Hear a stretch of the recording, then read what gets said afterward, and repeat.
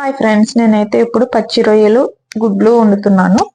First అయితే stove మీద ఒక కడాయి పెట్టుకుని అందులోని 3 టేబుల్ స్పూన్స్ ఆయిల్ వేసుకోండి. అందులోని కొంచెం పసుపు వేసుకొని మనం ఉడికించిన గుడ్లను వేసుకొని కొంచెం దోరగా ఫ్రై చేసుకోవాలి.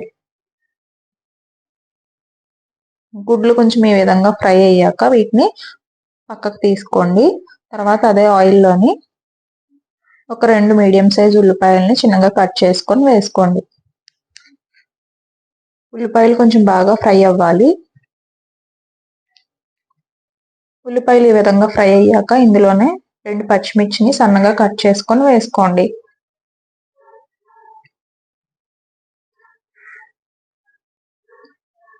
ఉల్లిపాయలు కొంచెం బాగా ఫ్రై అయినప్పుడు ఒక 2 టమాటాలని మిక్సీ జార్లో వేసుకొని కచ్చాపిచ్చాగా గ్రైండ్ చేసుకొని టమాటా ప్యూరీని కూడా ఉల్లిపాయల్లో వేసేసి బాగా ఫ్రై చేసుకోవాలి.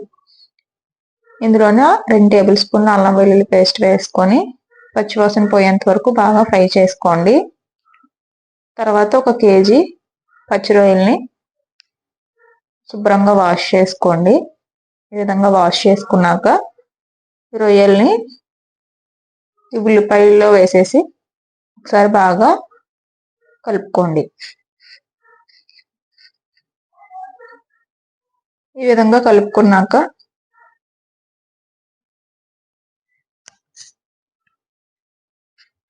ఇందులోనే మనం ఉడికించి ఫ్రై చేసుకొని పెట్టుకున్నాం కదా గుడ్లు, అవి వేసేసుకోండి. తర్వాత ఇందులోనే 1/2 టీ స్పూన్ ధనియాల పొడి, 1/2 టీ స్పూన్ జీలకర్ర పొడి, 1/2 teaspoon garam masala, 1 tablespoon కారం వేసుకొని ఒకసారి బాగా స్పైసెస్ అన్ని కలిసేటట్టు బాగా కలుపుకోండి. తర్వాత రుచికి సరిపడా సాల్ట్ కూడా వేసుకొని ఒకసారి బాగా కలుపుకోండి.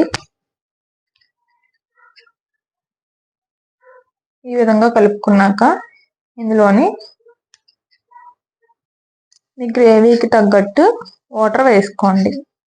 నేనైతే 1 గ్లాస్ వాటర్ వేసుకున్నాను.